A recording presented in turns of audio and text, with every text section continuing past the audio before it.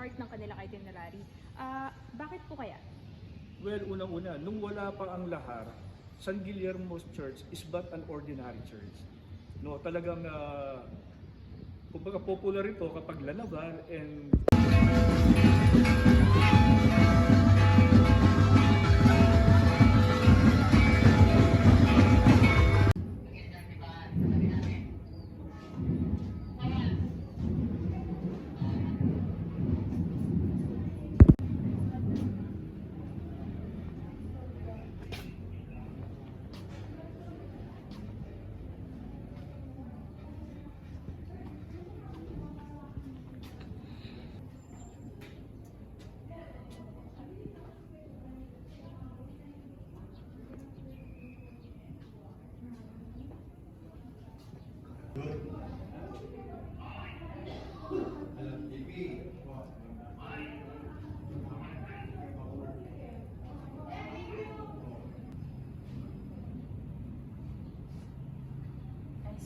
Okay lang po, okay lang po.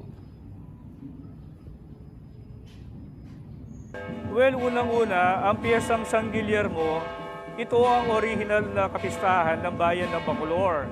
Magmula nang naitatag ang aming bayan at naitayo ang simbahan, ang aming patron de la Iglesia or patron of the church and patron of the whole town is San Guillermo. At yung piyesang San Guillermo, from 1576 hanggang 1839, ito talaga yung town pyesa namin. So nung pumasok yung Lanabal pyesa, that was the time na nagkaroon ng dalawang pyesa. Ultimately, ang Virgen de Lanabal naideklara bilang patronas del municipal or patron of the entire municipality, while si San Guillermo dineklara bilang patron del Iglesia or patron of the church. Kaya hanggang ngayon, ang ating simbahan ay nakapangalan kay San Guillermo. Pero bakit si San Guillermo ang napiling patron?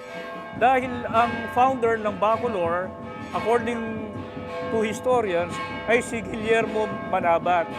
Siya isang mayamang hasindero, may-ari ng malalawak na lupa. At sa lupaing ito na pagmamay-ari ni Guillermo Manabat, dito tinayo ang ating simbahan sa Bacolor. So as a sign of gratitude, yung mga paring Agustino, pinili nila si San Guillermo Ermitaño y Confesor bilang patron ng Bacolor out of gratitude kay Guillermo Manabat, the founder of Bacolor. Sir, bumalik na po yung pista dito. Pero ang officially po na ginunita ay yung sa Lanabal po. Yung Lanabal is 3rd Sunday of November. Tapos February 10, yung Feast of San Guillermo. Pero there were times, lalo na nung bata pa ako, talagang naisasantabi ang piyesta San Guillermo. Kaya nga one time, yung dati nating kura paroko, si Monsignor Between, Andres Between, gumawa siya ng pahayag noong taong 1958 na kung saan sinabi niya sa mga parokyanos na kailangan hindi kalimutan ang piyestang San Guillermo dahil ito ang original na pista.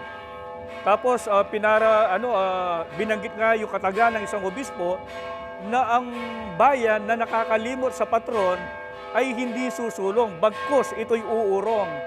So that was 1958. And we are so glad right now na babalansin na natin yung Lanabal Fiesta at saka Piyestang San Guillermo. Nagkataon yung Piyesta San Guillermo is the founding day of Bacolor. So yung munisipyo pumasok na dyan, yung tourism. Kaya ngayon maraming activities for San Guillermo na karapat-dapat lang. Sir, madami na po pinagdaanan yung Bacolor, especially po yung tragedy na dumaan po dito sa ating bayan. Tell us something po kung paano po hinarap ito ng simbahan. Unang-una, ang simbahan ito ay simbolo ng katatagan, resiliency, pananampalataya ng mga taga-Bacolor. Tignan mo, kahit natabunan yan, kahit nung nalahar ang Bacolor, people kept on coming. Nagdarasal sila, even our parish president, si Father, I forgot na yung sali. Si Father, huwag ko lang bagitin yun, no? Sige po, kulang. Kulang? Okay. Pero sandali, nasa dulo ng ano ko. Actually, namatay na yon si Ayun, si Among Among Tayag. Yun. Nestor Tayag. Okay, nung panahon ng lahar, ang aming kura paroko, si Among Nestor Nestayag, he himself, he did not abandon this place. Kaya marami sa mga parokyano dito talagang naging pansamantalang tahanan nila ang San Guillermo Church even during the height of the lahar flow. So talagang hindi iniwan, kaya eto tayo ngayon. We survive against all odds. Buhay na buhay ang pananampalataya ng taga Bacolor. At kahit na nalahar kami, yung aming pananalig, pananampalataya sa Diyos, ito hindi natabunan ng kahit anumang delubyo. Sir Bong, in your own opinion po, ano po kaya yung similarity ni San Guillermo, especially yung characteristics po niya sa mga Bacolores? Well, it symbolizes resiliency, no, yung katatagan sa anumang klaseng pagsubok. At saka siyempre, yung pananampalataya sa Diyos, bago ang lahat, dapat unahin muna natin ang ating pananampalataya sa Diyos. At ito ay nasusubok, lalong-lalo na sa panahon ng kapagsubukan, lalo na yung nangyari sa amin nung pumutok ang Mount Pinatubo. We did not lose hope. We did not lose faith in God. And ultimately, ito ang premyo natin ngayon. Ito yung bagong Bacolor, a more progressive Bacolor. Kita po natin na medyo matanda na po yung structure ng ating simbahan. Paano po kaya mine-maintain ng bayan ng Bacolor yung kanyang structure? Well, aside from the local government unit sa yung mga taga-simbahan, for all I know ay naglagak ng pondo kamakailan lamang ang CHESA under Department of Tourism. So, yung pondo ay ginugol para lalo pang patibayin yung tinatawag nating structural integrity na simbahan. At ito ay, ang proyekto ito ay, sa pagkakalam ko, ay natapos na last year. Sir, every Holy Week po or even yung mga educational tour, nakikita ko rin po kasi may mga nag-tour po dito. Kino-consider na po talaga nila ito bilang part ng kanilang itinerary. Bakit po kaya?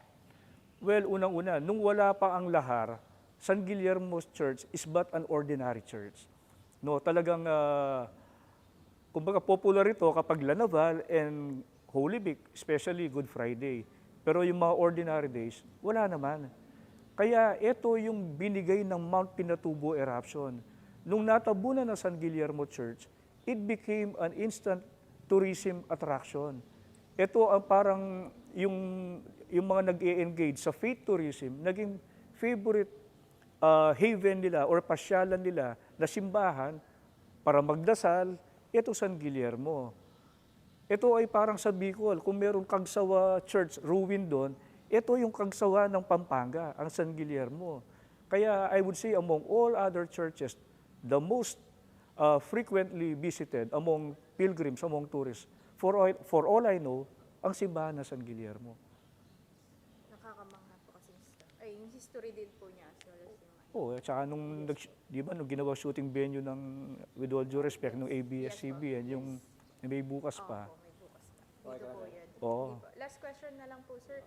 Bilang tourism officer po, paano po kaya pinaghahandaan ng Bacolor yung pagdagsa po ng mga deboto, especially during Holy Week? Ay nagtutulungan kami, ang LGU, ang simbahan, even non-government organizations, kapulisan, yung mga guardians and others. Marami kaming volunteer, lalong-lalo na kapag bisita iglesia, talagang dagsang-dagsa yung mga deboto rito. Kaya it's a concerted effort, it's a unified effort among the stakeholders of the municipality, simbahan, and even private individuals.